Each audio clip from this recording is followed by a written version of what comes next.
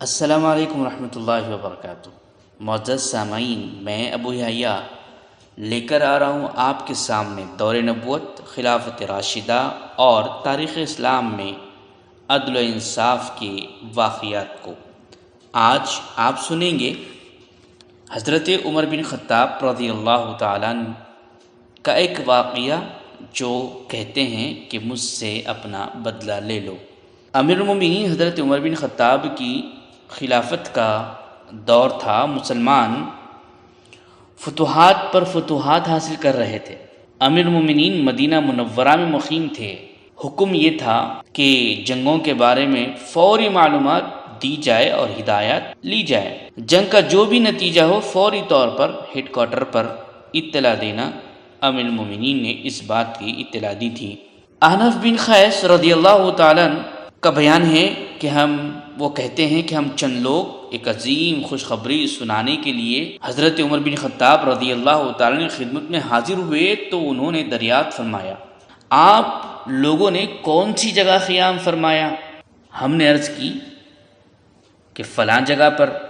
حضرت عمر بن خطاب رضی اللہ تعالیٰ ہمارے ساتھ ہمارے پڑاؤ کی طرف چلنے لگے، جہاں ہم نے اونٹوں کو بھی باندھ رکھا تھا، اور اونٹوں کی حالت یہ تھی کہ مسلسل بھوک کی شدت سے وہ کمزور ہو چکے تھے اور کئی دنوں کے سفر سے انہیں تھکا دیا تھا۔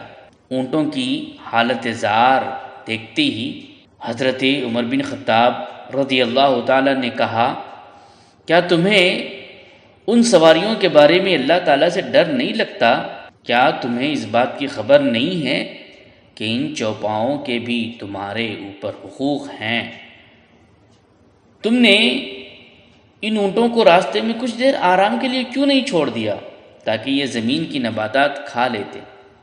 ہم نے عرض کیا، اے امیر المومنین، عظیم فتح و کامرانی کی خوشخبری لے کر ہم تیزی کے ساتھ بھاگتے دوڑتے آپ کی خدمت میں چلے آئے ہیں تاکہ آپ اور دیگر مسلمانوں کو اس خوشخبری سے خوشی ہو اور ان کا کلیجہ ٹھنڈا ہو۔ یہی وجہ ہے کہ ہم لوگوں نے راستے میں اپنی سواریوں کو روکنا گوارا نہیں کیا۔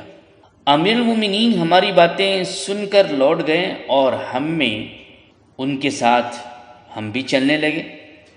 اسی دوران میں ایک آدمی شکایت لے کر حاضر ہو گیا اور کہنے لگا، امیر المومنین، فلاں شخص نے مجھ پر ناحق ظلم و زیادتی کی ہے، آپ اس کے خلاف میری مدد کریں۔ حضرت عمر بن خطاب رضی اللہ تعالیٰ نے اپنا کوڑا بلند کیا اور اس کے سر پر دے مارا اور فرمانے لگے، عجب تماشا ہے، تم لوگ خالی اوقات میں عمر کے سامنے اپنے معاملات کو پیش نہیں کرتے ہو، مگر جب عمر مسلمانوں کے اہم معاملات کو سلجھانے میں مصروف ہو جاتا ہے تو پھر تم آ کر کہنے لگتے ہو کہ میری مدد کرو، میری مدد کرو۔ چنانچہ وہ آدمی خود کو ملامت کرتے ہوئے واپس ہو گیا۔ امیر المومنین نے فوراً ہی اس آدمی کو واپس بلانے کا حکم دیا۔ جب وہ واپس آیا تو آپ نے اپنا کوڑا اس آدمی کے آگے ڈال دیا اور کہنے لگے، مجھ سے اپنا بدلہ لے لو۔ سامعین، تھوڑی دیر کے لیے آپ سوچیں، وقت کے امیر ہیں، مسلمانوں کے معاملات میں مشغول ہوتے ہیں، کوئی آتا ہے اور آپ اس وقت اپنے کوڑے کو بلند کر دیتے ہیں، لیکن جیسے ہی اس بات کا علم ہوا کہ ان سے غلطی ہوئی تو انہوں نے فوراً بلایا اور کہا، مجھ سے اپنا بدلہ لے لو۔ کہنے لگا، نہیں، میں بدلہ نہیں لوں گا، بلکہ میں اسے اللہ کے لیے اور آپ کے لیے چھوڑتا ہوں۔ امیر المومنین نے فرمایا، ایسا نہیں ہوگا، یا تو تم اللہ کے لیے درگزر کرو اور اس کا بدلہ اسی سے مانگو، یا مجھ پر چھوڑ دو، پھر ایسی صورت میں تمہیں مجھ سے قصاص لینا پڑے گا۔ وہ کہنے لگا، نہیں، میں اللہ کی رضا اور خوشنودی کے لیے معاف کرتا ہوں۔